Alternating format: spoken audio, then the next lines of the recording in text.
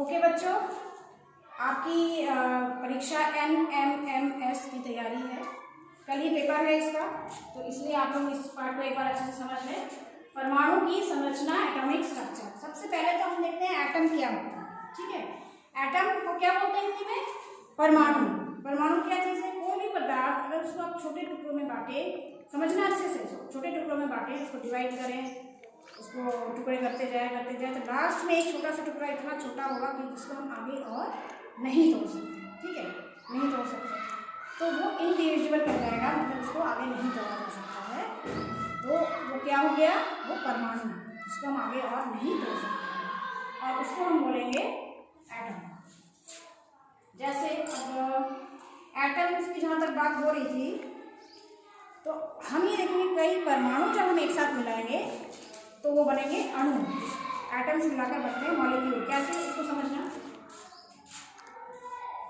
ये हो गया एक हाइड्रोजन का एटम। कल हमने पार्ट पढ़ा था कार्बन। कार्बन को कैसे लिखते हैं? C। जैसे आप सबके कुछ नाम होते हैं तो इन तत्वों के भी नाम होते हैं, एलिमेंट्स जिनको बोलते हैं। ये कार्बन हो गया, ये हाइड्रोजन, और ये हाइड्रोजन का एक एटम हो गया प्लस ये हाइड्रोजन का दूसरा एटम हो गया, और जो दोनों मिलकर ये बनाएंगे H2। दो एटम मिलकर बनाएंगे ये मॉलिक्यूल।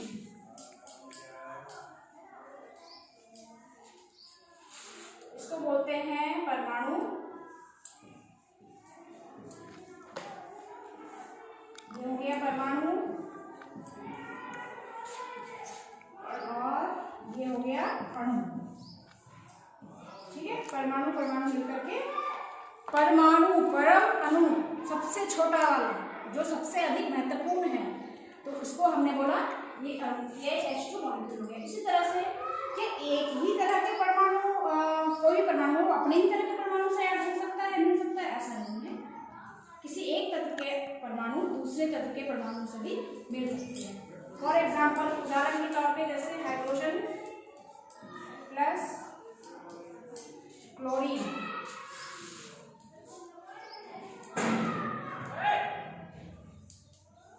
ये HCl हो गया। हाइड्रोजन और क्लोरीन ये मिलकर बनाएंगे HCl। HCl क्या है?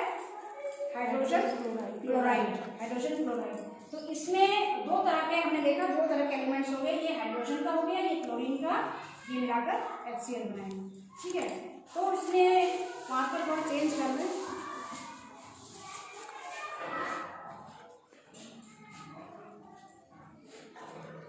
मार्कर इस बार हल्का चल रहा है। अब हम देखते हैं जब हमने ऐसे परमाणु मिलाई कैसे मिल जाते हैं, ये परमाणु आपस में कैसे मिल सकते हैं। इसके लिए आपको एटॉमिक स्ट्रक्चर पता होना चाहिए। एटॉमिक स्ट्रक्चर कैसे बनेगा ये आपको पता है। एक साइंटिस्ट थे, आपकी पुस्तक में लिखा है डाल्टन, लेकिन पूरा नाम है जॉन डाल्टन। साइंटिस्ट थे, उन्होंने एटॉमिक स्ट्रक्चर के बारे में चर्चा की, उन्होंने कुछ थ्योरी बताई। उन्होंने ये कहा कि एक ही एलिमेंट के जो तत्व होते हैं वो आपस में उनका गुण सेम होता है, उनके जो प्रॉपर्टीज होते हैं, जो गुण होते हैं वो सेम होता है। और जो अलग, जैसे ये वाला है तो इसमें इनकी हाइड्रोजन के भी कुछ गुण होते हैं और क्लोरीन के भी कुछ गुण होते हैं। दूसरी चीज एक है law of conservation. Law of conservation अर्थात ना तो हम किसी भी पदार्थ को पूरी तरह से नष्ट कर सकते हैं, किसी भी परमाणु को ना तो नष्ट कर सकते हैं और ना ही हम नहीं बना सकते हैं। ठीक है, खाली उसका रूपांतरण हो सकता है, एक फॉर्म से दूसरे फॉर्म में ट्रांसफर कर सकते हैं। अब हम देखते हैं स्ट्रक्चर, जो संरचना है एटम की, परमाणु की, उस पर चर्चा कर लेते हैं थोड़ी सी।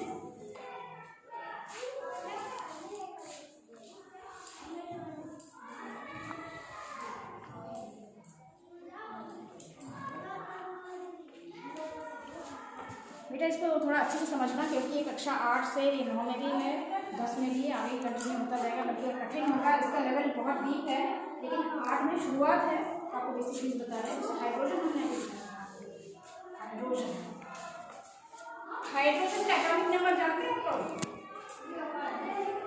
परमाणु की संख्या होती है, एक होता है द्रव्यमान,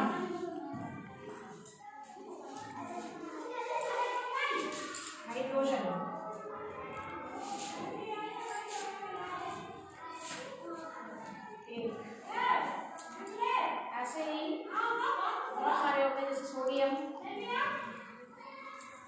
बहुत सारे होते हैं ये परमाणुओं की संख्या। आप बड़ी क्लास में जाएंगे तो बहुत सारे पढ़ेंगे, लेकिन आप जो मेन मुख्य जिनको हम पढ़ते हैं उनको जान लीजिए। सोडियम, इसका नंबर होता है 11। क्लोरीन है, इसका नंबर होता है 17। इस तरह से ऑक्सीजन 8। कार्बन के बारे में हमने कल पढ़ा था, कार्बन और उसके यौगिक, इसका होता है 6। ये क्या चीज़ है और इससे क्या करते हैं, थोड़ा इसमें हम आगे और इसकी चर्चा कर लेंगे। उसके पहले आप देखेंगे जो कोई भी परमाणु होते हैं, परमाणु की रचना डाल्टन्स ने बताई थी, डाल्टन्स एटॉमिक थ्योरी, कि एक ही परमाणु अविभाज्य होता है, एक ही तत्व के परमाणु भार, आकार, अन्य गुणों में समान होते हैं, लेकिन अन्य परमाणुओं की तुलना में उनके गुण अलग होते हैं। ठीक, तो एक डाल्टन ने बताया था और J Thomson, Rutherford, Niels Bohr, कई लोगों ने, कई वैज्ञानिक रहे जिन्होंने अलग अलग संरचना की कल्पना की। अब हम 3 चीज़ों के बारे में जान लेते हैं। कोई भी परमाणु की बात करेंगे, मान लीजिए हमने कार्बन की बात करते हैं,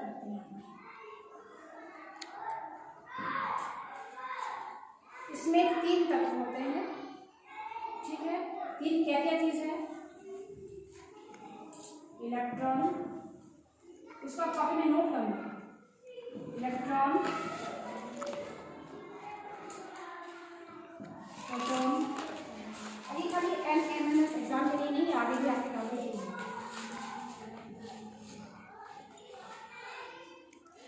ये पार्टिकल्स आ गया, इसको पार्टिकल्स बोलते हैं। Electron, proton, neutron.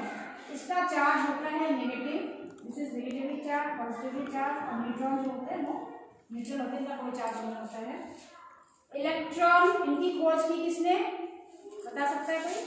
J Thomson. Very good, आपको आता है जे थॉमसन। प्रोटॉन की खोज किसने की? गोल्डस्टीन। और न्यूट्रॉन की खोज की जेम्स चैडविक। ठीक है, और रदरफोर्ड ने न्यूक्लियस के बारे में बताया। रदरफोर्ड ने क्या बताया, आगे हम रदरफोर्ड की उस पर आते हैं। गोल्ड फॉयल एक्सपेरिमेंट, नाभिकीय मॉडल बोलते हैं इसको, रदरफोर्ड का नाभिकीय मॉडल। रदरफोर्ड एक साइंटिस्ट रहे,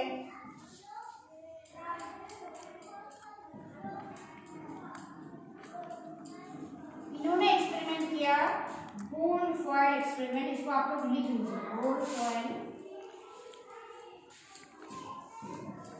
एक्सपेरिमेंट। हिंदी में इसको बोलते हैं, हिंदी में बोलेंगे इसको, गोल्ड क्या है? सोने की बहुत पतली परत ली, उस पर उसने एक्सपेरिमेंट किया। उसने ये देखा, जब अल्फा किरणों को प्रवाहित किया उसने बहुत स्पीड से, कुछ अल्फा किरणें, अल्फा बीटा गामा किरणें होती है, अल्फा किरणों को प्रवाहित किया इस तरह से, तो रदरफोर्ड ने ये देखा कोई ऐसी चीज़ थी जो बीच में ठोस चीज़ थी और किनारे किनारे ऐसी हल्की सी चीज़ थी।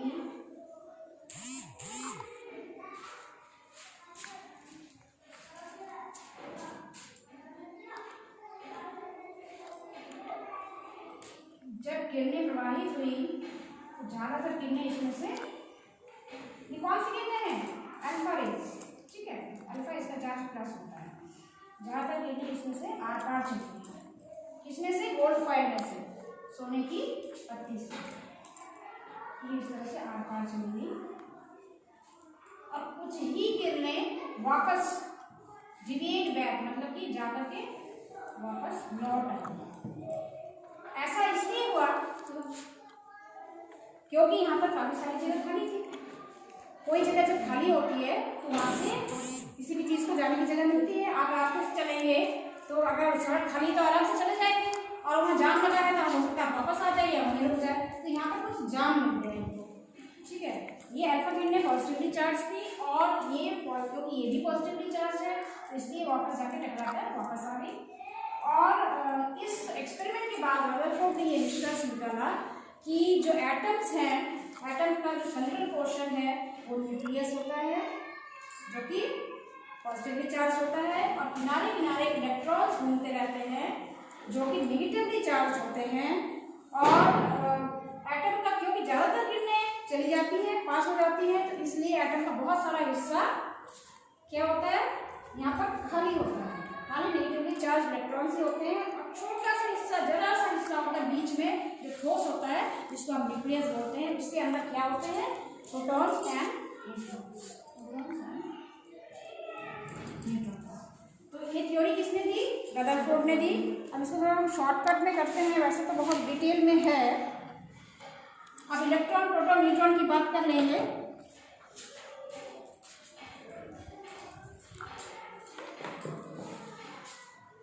ऐसा मिट रहा है, कलरफुल मिट रहा है।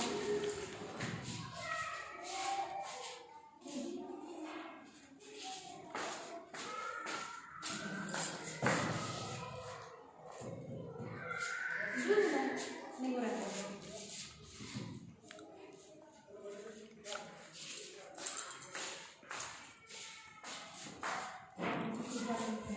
तो हम इन एटम्स की चर्चा कर लेते हैं कि इसका स्ट्रक्चर हम कैसे बनाते हैं। ऐसे देखो बेटा, ये सत्र भी जैसे मैंने कार्बन में बताया था, इसको अगर हम पूरा करें तो कम से कम 2 सत्र पूरे चाहिए।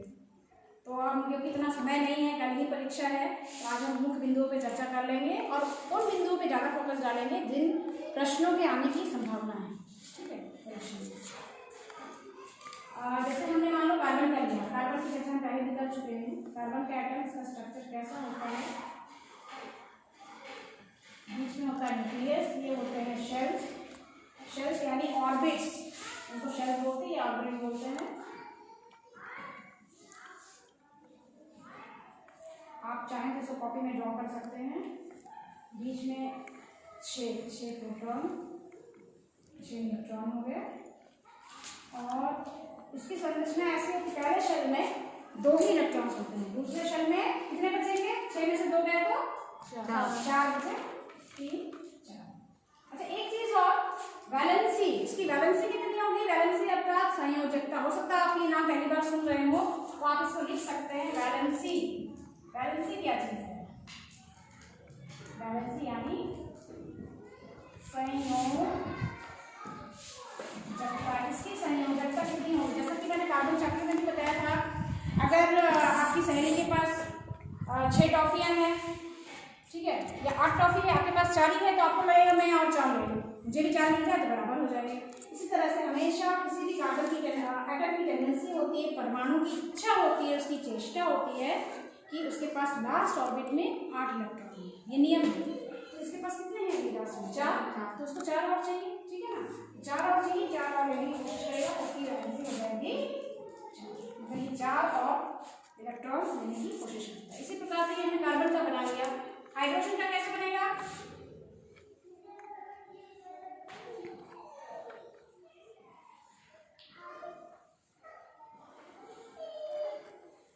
हाइड्रोजन में कितने इलेक्ट्रॉन्स है बच्चों? कितने हैं यहाँ पर देख कर बताओ।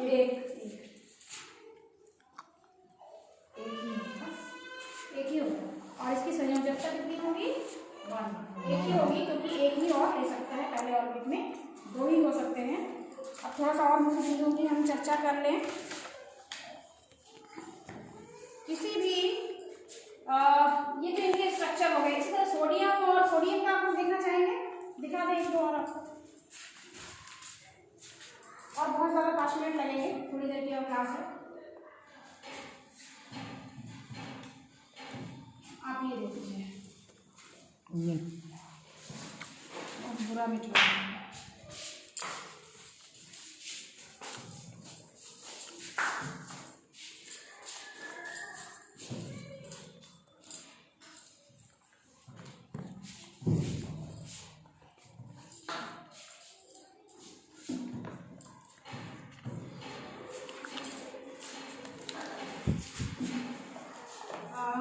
सोडियम की हम कर लेते हैं। सोडियम के ऐसे बीच में ये न्यूक्लियस हो गया है। First orbit, second orbit. 17 को कैसे डिस्ट्रीब्यूट करेंगे? आइडिया लगाओ कुछ। 2, 8, 7 बचा। किसने बोला? वेरी गुड, शाबाश, 7। इसको डिस्ट्रीब्यूट करो, इसका बंटवारा करो। कैसे? पहले में 2 होते हैं, हमने कई बार ये चीज बताई है। पहले दूसरे में 8, कितने बचे? 7 ना, 9, 2, 1 बचा। 2 और 10 और 11।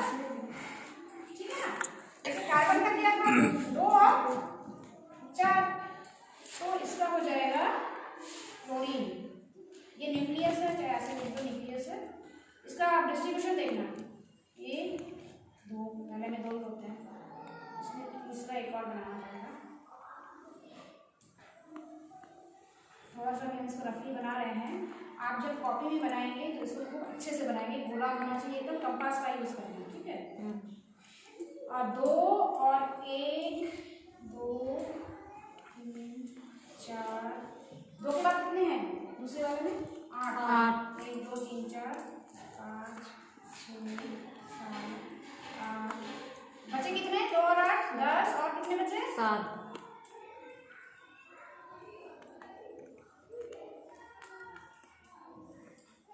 ठीक है। तो इसमें अगर हम बात करें इसकी संयोजकता कितनी होनी चाहिए, कितने और आइटम्स ये इलेक्ट्रॉन्स चाहिए अपने आप को बैलेंस करने के लिए? लास्ट में 8 होने चाहिए, हमने बताया था, इसमें 1 ही और चाहिए। कितने और चाहिए इलेक्ट्रॉन्स? 1 चाहिए, ठीक है। इसकी वैलेंसी होगी 1, कितने और चाहिए? अच्छा, अब एक लास्ट टॉपिक एक और है, हम बात कर लेते हैं आइसोटोप्स की। आइसोटोप्स को बोलते हैं समस्थानिक हिंदी में, ये आप लोग थोड़ा सा नोट कर लो। एक चीज और होती है आइसोटोप्स, समस्थानिक, ठीक है, हिंदी में बोलते हैं समस्थानिक।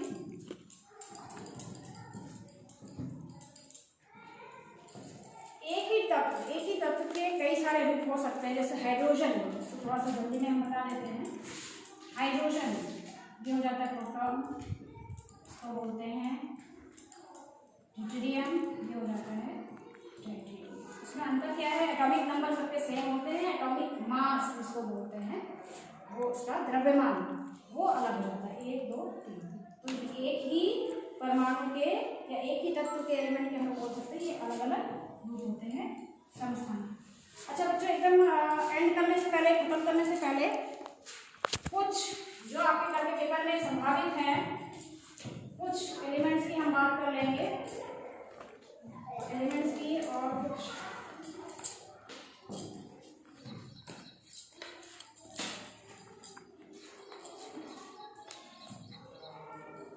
ऐसे कंपाउंड जो पूछे जा सकते हैं कि बेटा इसका सूत्र क्या है, इसका सूत्र क्या है, ठीक है ना। ऐसे हम 4-5 की चर्चा कर लेंगे, उसके बाद आपकी कक्षा ओवर हो जाएगी। और हम लोग आज शाम को फिर से पुनरावृत्ति प्रश्न करेंगे, जैसे कार्बन डाइऑक्साइड CO2, ये क्या है? Carbon dioxide. H2O अभी हमने बताया था पानी का सूत्र, वाटर, ठीक। नाइट्रोजन किसका है? नाइट्रोजन गैस का। बाकी आप जानते ही हो, हाइड्रोजन गैस है ये, ठीक है। ये ऑक्सीजन गैस है, ठीक। अच्छा, कुछ और जो बड़े बड़े केमिकल्स हैं उनको हम लिख देते हैं, आप चाहे तो इनको कॉपी में नोट कर लें। KMNO2 ये होता है, ये मैं इसलिए लिखा रही हूँ क्योंकि ये वाले कई बार पूछे गए हैं। पोटेशियम,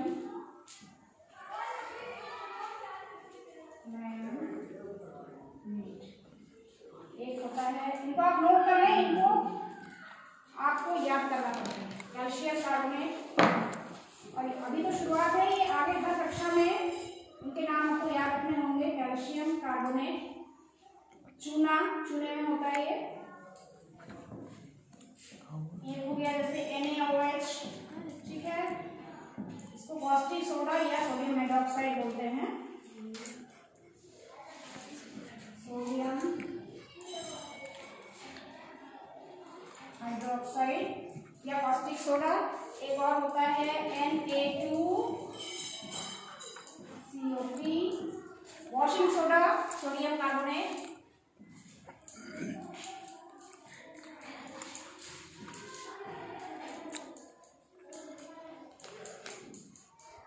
एक और लिखो बेटा, ये है Na, क्योंकि ये सारे मिलते जुलते हैं और ये पूछे जाते हैं ताकि इनमें कंफ्यूजन ना हो आपको। ये हो गया सोडियम बाइकार्बोनेट, इसको पता क्या बोलते हैं?